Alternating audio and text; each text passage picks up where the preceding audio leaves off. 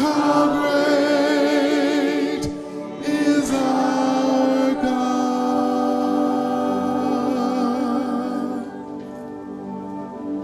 When you need to lift a prayer heavenward, this one will carry your heart with it and open you to the love that is always present around you. I know 3 things about each and every one of you. For some of us, that'll strike the chord of memory. That Sky used to open our service with a welcoming statement about 3 things we know about all of you. When I first heard that, those words had incredible impact in my life. It was nearly 5 years ago. I was watching it on a DVD sitting in my home in Bremerton, Washington. Who knew I'd be here given that same information in this church a few years later? Edward, thank you for coming to get me back. I have always found these 3 key ideas about our nature so potent, so useful in my life that for many years now, I have used them as a personal mantra to start my day. And when Sky would do this opening, I thought, wow, I'd love to do that piece. Man, that stuff will preach. Well, today, we're preaching from the 3 things that we know is true for each and every one of us. Now, one of the wisdom pieces that has moved my life and my spiritual journey is a work called Conversations with God. And the author, Neil Donald Walsh, has important words to share for me in my life, and I think pertinent to the theme today. Be a gift to everyone who enters your life and to everyone whose life you enter. Be careful not to enter another's life if you cannot be a gift. Yeah. You can always be a gift because you always are. You are the gift. Yet sometimes you don't let your own self know that. Yeah? We forget who we are. We forget the presence and the power and the impact we have to be the face of God for anyone we meet, especially to be the face of God for our own self, to open that presence in our own hearts so we recognize who we truly are and live from that energy of God.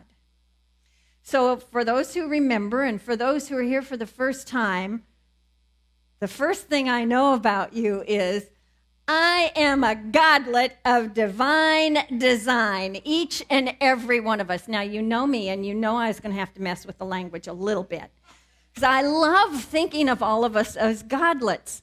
One of my teachers at Unity Village years ago first spoke that word, and that has stuck with me ever since, because we are.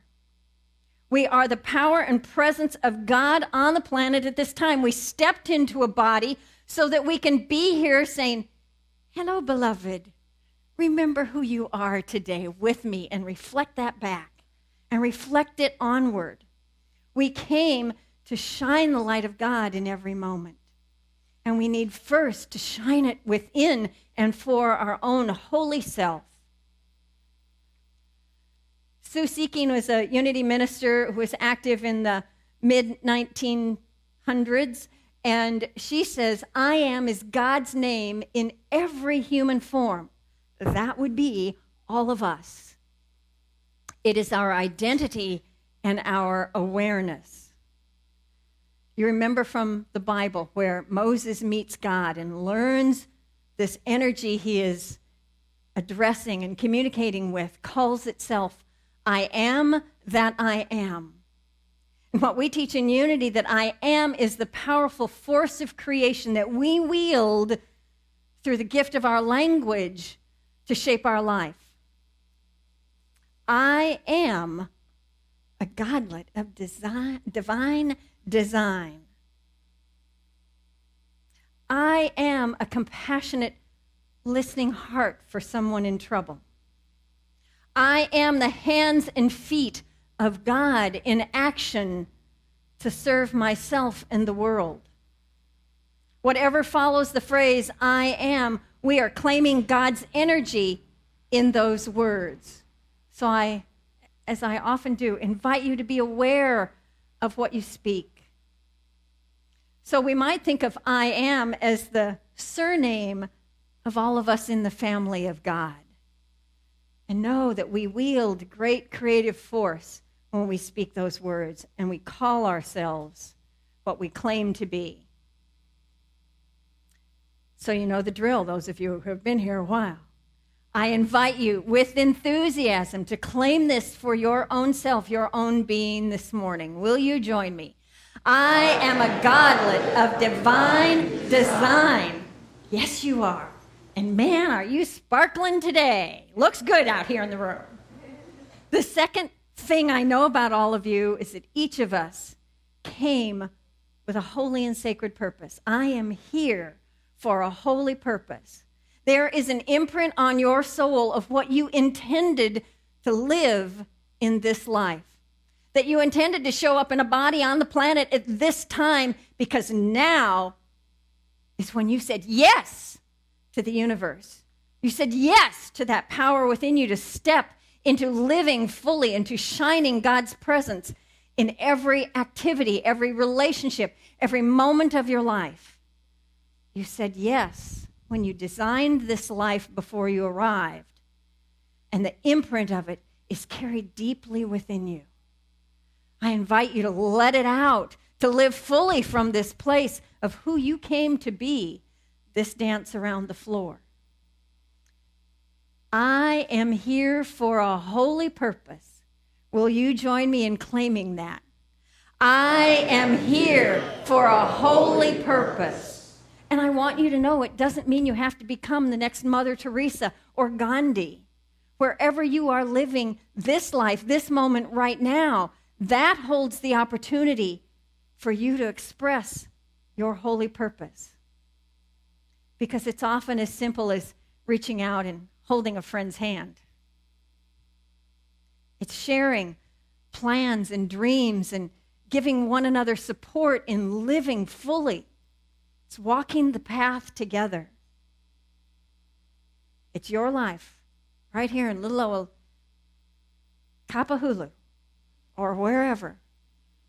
This is your plan. And it is holy and sacred. So once again, with me, I am here for a holy purpose. Yes, you are. And our third stop along this tour is I am in the right place at the right time right now. Boy, that can be hard to say when life looks difficult. You know, when something in my life is falling apart, I kind of gnash my teeth a little before I give it up and say, okay, somehow this is right and perfect. There's a gift in this situation. There's a gift in this circumstance. There's a gift in this difficulty, in this challenge, in this tragedy. Whatever it is, when we give voice to the fact that we will claim alignment with all that is good and recognize that whatever the experience is, there's something juicy in it for us to extract, to experience. Maybe it contributes to our growth. Maybe it's the next phase of our journey. Maybe it's that, oh man, that place of transition in our life when we're ready to step into a new understanding and we have to shed what has been. Sometimes that feels uncomfortable. But when we claim right time, right place, right now, we are employing a principle in unity that we call divine order. There is no other place that I can be but in the presence of God, because God is within me. There is no other thing happening in my life, no matter what it looks like and no matter what I call it, but the good that God would open in front of me. Now, I can have on blinders and say, this is difficult, this is hard, this is painful, this is wrong, I don't like it. Or I can just breathe, gnash my teeth a little, and say, but this too is an example of the universe conspiring with its great, unending love to show me what is for my good, to show me the next perfect step. This too is alignment with God and the plan that I made for this life. So when we choose to recognize everything absolutely everything holds the gift of good and rightness in it, then we can see what is here for us to learn, to understand, to deepen our spiritual connection to God, to deepen and enrichen our journey. But we do have to claim it to be so, for it to become the truth for us.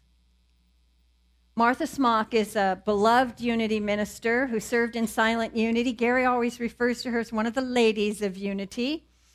And this is a quote from one of Martha's books. When you work in the realization that you are under God's law of love, his law of good, that his divine order is established in you and for you, you find yourself functioning on a new level.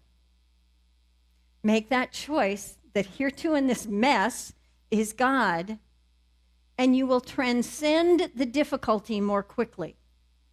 The guidance and the wisdom that exists within you can come into your awareness so that you can live from it and use it to shift the circumstance of your life. When you are aware that God is always moving within and around you, you know that wherever you stand, there are 10,000 angels. Ooh, I feel them in the room. 10,000 angels surrounding you in every moment. Just claim it to be so with powerful words of truth. And Martha continues, when you do this, when you operate in divine order and you claim that as an operating principle in your life, what happens is your mind is clearer, your body is stronger, your emotions are calm and unperturbed. You are able to meet everything with ease to accomplish all things successfully. Saying right time, right place, right now aligns the forces of the universe to open its good in front of you, to give you a glimpse in the midst of the mud pile of that which is really what you came to see and do and be. Because we can get distracted with the circumstances around us, but it's right in front of us, the truth. It's clear and in front of us when we say, yes, where I stand in this moment, I am in the right place at the right time, right now. Will you join me and claim that in your life as well? I am in the right place at the right time, right now. Thank you, God, when I remember that. Now, you might ask, so if I'm the gift, okay, now I'm a little more clear about my divine nature and that I'm here for a holy purpose and that every instant in my life is somehow working for my good, then you ask, what do I have to give? How is it I can show up in the world offering the gift that I am? It's so very simple because it doesn't require resources that are outside of you. It only requires what you already possess, a willing spirit and a warm and caring and compassionate heart. Because what you have to give can be as simple as acknowledgement of another, appreciation for a kindness, to offer a kindness in return for some gift that you have received, to offer your presence when someone else needs a compassionate friend. You have the gift of all that you are in your magnificence, in your divine design, to be present for somebody else, and most of all, to be aware of your own presence as you move in your life. That's what you have to give. It's only all that you are. And it is incredibly beautiful, potent, and powerful. Now, Jesus, our master teacher, spoke to this in scriptures. How do we stop fretting about the circumstances we seem to be stuck in and live from this powerful, transcendent place of knowing our divine nature, of seeing through the lens of our holy purpose, of knowing that everything is a conspiracy of love for our good? This is his wisdom. From the Message translation, which I appreciate for its accessibility and clearness. If God gives such attention to the appearance of wildflowers, most of which are never even seen, don't you think that he'll attend to you, take pride in you, do his best for you? What I'm trying to do here is to get you to relax, to not be so preoccupied with the getting of life, so you can respond to God's giving. People who don't know God and the way he works fuss over these things. But you know God, and you know how he works. Steep your life in God reality, God initiative, God provisions. Don't worry about missing out. You'll find all your everyday human concerns will be met. When we claim all of this that is true in us, divine nature, holy purpose, we energize ourselves with the activity of God. Now, maybe you know these words by the more traditional translation. Seek ye first the kingdom, and all else will come.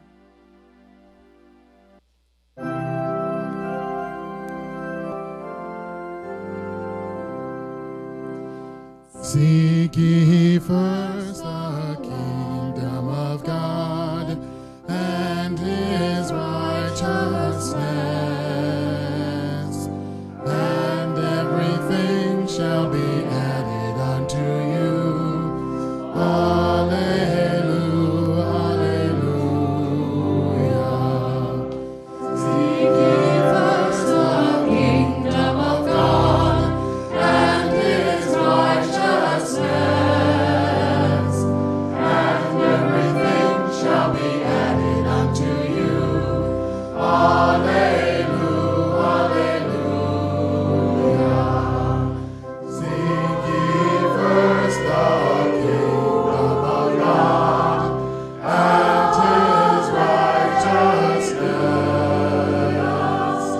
and everything shall be added unto you. Hallelujah, hallelujah. Seek ye first the kingdom of God and his righteousness, and everything shall be added unto you.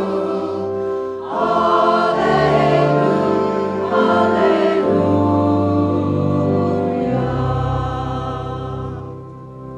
When we choose to live in the kingdom, we open the doors of heaven that already exists within our consciousness and let loose the power, the potency, the creativity, the wisdom from which we are meant to live. It allows us to come to the world with our gifts, ready to reach to others.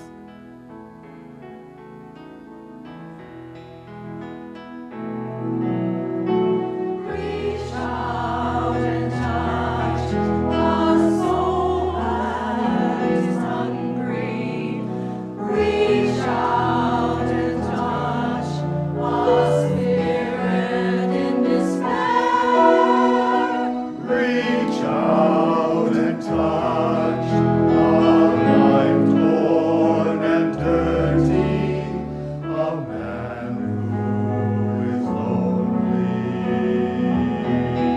If you can, reach out and touch the neighbor who hates you. Reach out and touch the stranger who needs you. Reach out and touch a brother who needs you.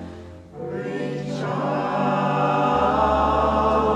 and let the love of God touch through you.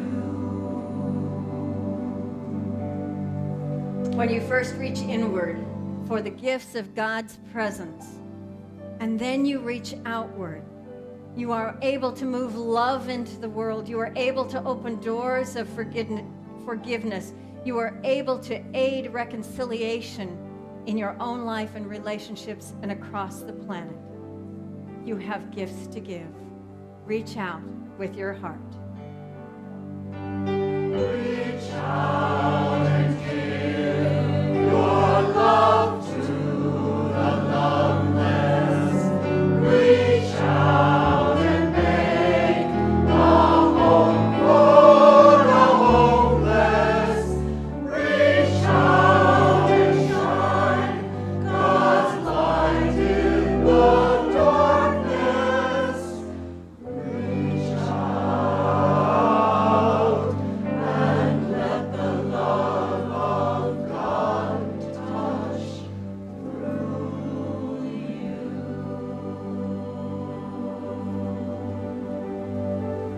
invite you to come into this place in the center of your being where the presence of God lives, to reach in and feel that presence, to open your heart to its message, to live from a willingness to be the face of God. Come to God to ask this question: what are the gifts I can give in this moment? Show me. Come in the silence.